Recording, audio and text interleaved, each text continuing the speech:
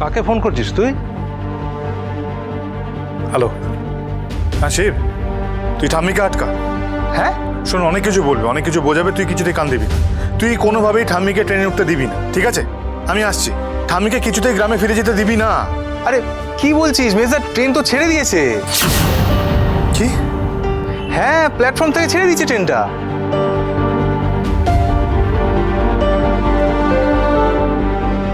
Hello, হ্যাঁ hello, hello মেজদা।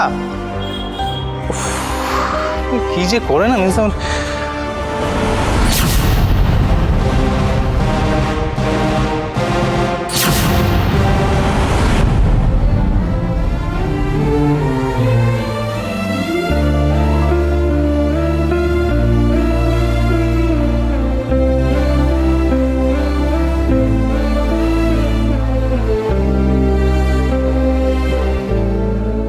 কি রে, চলে গেছে তাই না? ঠাম্মিকে যে অপমান সহ্য করতে হয়েছে তাতে ঠাম্মি আর কোনোদিন এই বাড়িতে আসবে না। যাতে আসে সেই ব্যবস্থাটা তোরা করবি। আমরা করব মানে? আরে মা তো পূজা আমাকে বলেই গেছে যে তোরা দুজনে মিলে একটু গ্রামের বাড়ি যা। তো যা, তোরা গিয়ে কয়েকটা দিন থাক মায়ের সঙ্গে, তারপরে বুঝিয়ে সুঝিয়ে নিয়ে চলে আয়। শোনো বাবা, আমি যদি গ্রামের বাড়িতে যাই তাহলে আমি একাই যাব।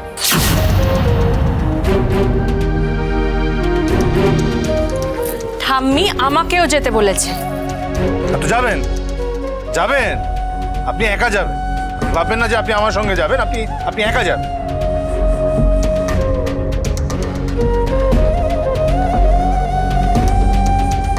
তবে বাবা, ঠাম্মি সহজে কিছু গায়ে মাখে না, কিন্তু এবার যে অপমানটা মা ঠাম্মিকে করেছে, ঠাম্মি আর এ বাড়িতে কোনোদিনও আসবে না।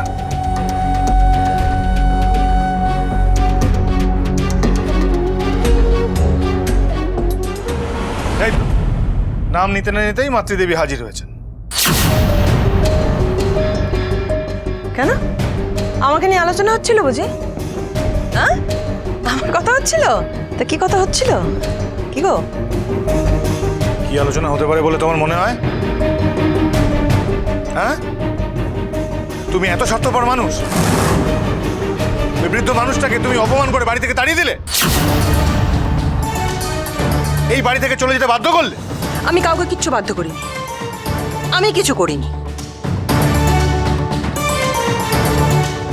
আর তাছাড়া আজকে ভীষণ সুন্দর আনন্দের একটা দিন, আমি প্লিজ কোনো অশান্তি চাই না। হ্যাঁ, সে তো ভালো দিন হবেই, তোমার কাছে এটা খুব ভালো দিন। ঠাম্মি বাড়ি থেকে চলে গেছে, এটা তোমার কাছে ভালো দিন। আর এই বাড়িতে তো কেউ তোমার মুখের উপর ভুলটা ধরিয়ে দেবে না। তুই এসবের বাইরে কিছু ভাবতেই পারিস না, তাই না? উড়ান সোম থেকে রবি প্রতিদিন রাত ৮টায় স্টার জলসায় ও ডিজনি প্লাস হটস্টারে।